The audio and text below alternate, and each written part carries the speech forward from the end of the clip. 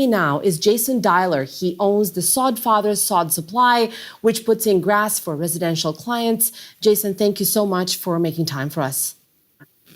Yeah, hi, Deanna. Great to be on. Fantastic. This state of emergency here is something I think we sorely needed to do because this is an extraordinary circumstance. It's going to require extraordinary resources to do. This timeline is so frustrating for Calgarians, and we are a tremendous group of people in Calgary, very strong people. We don't always agree, but we love this city and we always rise to adversity. But this thing has got to get expedited. It is so tough and so frustrating for the city, and so I think we're heading in the right direction, which is a positive thing finally here. Jason, just seeing a smile on your face and your positive attitude saying, look, this is a once in a lifetime event. You seem so reasonable and patient about this. But I can't help but wonder, listening into that press conference, they're still sticking to that 3 to 5 week timeline that they talked about previously. They're saying we have to be really careful. We can't rush this. We don't want to make things unsafe. What do you make of that press conference? You were listening in with us. Yeah, I think at the end of the day, we need to get things done right. And that's not always the easy answer. The timeline has continued to move as this has gone on, and that is frustrating. The uncertainty and frankly, the lack of answers for certain businesses, including my own, it's been frustrating. Now, we've got to all try and stay positive. It is tremendously frustrating. And this timeline, end of July, let's hope, because we just don't know. We've already seen some hiccups, and that could happen again, right? But the idea here is it's got to be done. It's got to be done right. But I think in that, there needs to be a lot more consideration for smaller businesses and people of the city, because I do feel like there has been a little bit of an imbalance in the messaging and what's gone on. And so I guess we're going to have to navigate that the next 3 to 5 weeks. Let's talk. I want to pick your brain a little bit more about that. When you're talking about the inconsistency, some of the unfairness, we heard in that press conference, they specifically addressed some businesses like car washes, saying basically you should cease your activity. If you're a restaurant business, don't rinse the plates before you put them in a dishwasher, one of those big industrial dishwashers. If you're a hotel, reduce your water use as much as possible. Your business, I mean, you provide sod and grass for residential clients. Water is kind of necessary. How fairly do you feel you have been treated through all this? No, actually, the actions have crippled an industry, in a word, and not just sod, but sod suppliers, trees, shrubs, gardening, everything. I mean, it's pretty hard for all of us small business owners to sit back and you're being exempt if you wash windows, if you're a window washer or you're a car washer, you're doing all these things, rather they use 85% of the water or not. We couple that with watching a lot of big businesses, big franchise businesses use millions of liters of water a day, plowing through the last 10 days, a lot of water. And on our end, a lot of customers are caught in the middle of this.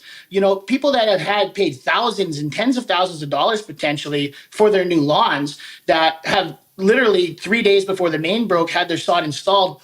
Now they're out all of this money. There's been no answers. I mean, there's solutions. There could be a permit exemption for people that got caught in the middle of this, but there's been no thought towards this, which has been very, very frustrating for our industry in general, because yes, we want to support the businesses in Bowness. We want to support small business in general. Let's support all small business. Jason, they're talking about rainwater in the next few days, catching rainwater in buckets and barrels. Is this something that could help you with your business?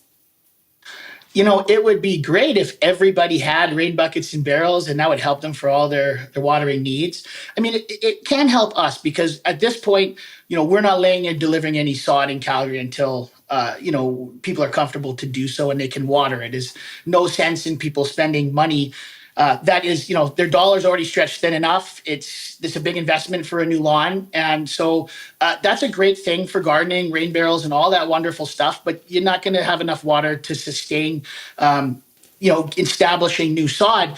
And here's the other thing to this. New sod, right? Once it's established after 2 weeks, it won't need as much water. But we kind of forget how much of a cooling effect and how much oxygen that healthy lawns in this city create. And the cooling effect on the temperatures in this city with a healthy lawn is astronomical. So there's so many benefits that we're kind of missing as well that we should maybe think about instead of, a $7 burger, right? Tell me, it's so interesting that you bring in all these other, of course, consequences. We know there's climate change is happening. Of course, if we're entering the hottest part of the year throughout Canada. Yes. So, as you said, and this is also a big business time for you. I want to ask you about some of the sacrifices and changes you've had to also endure as a private person, not just as a business owner. I mean, people say this kind of, with a chuckle, oh, don't flush the toilet every time, and try to have competitions to see who can have the quickest shower. How have those restrictions gone on you and your family? You just having to change things around that frankly most of us don't even think about. Well, it's very frustrating, and particularly being in the industry that I'm in, and I mean, look, we hire a lot of student athletes. They're out competing and then working for us, and all of us, we're all like a family. 2 minute, 2 minute shower after rolling around dirt all day is going to be tough to get clean, but we're all trying our best. I mean, we're all trying to be considerate of our flushes and, our laundry. Our laundry can only get so dirty though, right? And I think it speaks in general to human nature. I think everybody in this city, as I say, Calgary will rise together. We're great people. We'll rise together with this adversity, but human nature is the longer this goes on, the more people are going to fall back into the patterns of using more water. So I think we're at a bit of a race between getting this fixed and human nature and hopefully not running out of water, because you can only be told to do something so many times and you can only try your best so many times. Eventually, you have to see a reward for that and you have to see progress. And so the 3 to 5 week thing, I think, is going to be something where Calgarians are going to need to be really kept up to date with answers to feel like they're doing the right thing. I don't think anybody wants to hear about indoor watering restrictions. That was something that, as just a resident, is just kind of outrageous to be, that being brought up yesterday. But we're all trying to do our best, and hopefully that's enough and we don't run out of water. Jason, you're really maintaining a very positive attitude in the face of all this. Just one final question. I've noticed that the first question the journalists asked of the mayor was, is there any plan to support businesses, to give you guys some money to offset the losses that you've incurred? Is this something that you would like to see? Do you believe it's a fair resolution? I believe there needs to 100% be a solution for our industry, because what we don't understand, or what folks maybe don't consider, is there are thousands of people, more than thousands of people in this seasonal industry that rely on this season, this summer, to provide for their family all year around. So if they can't work, this is going to cause a lot of hardships for families.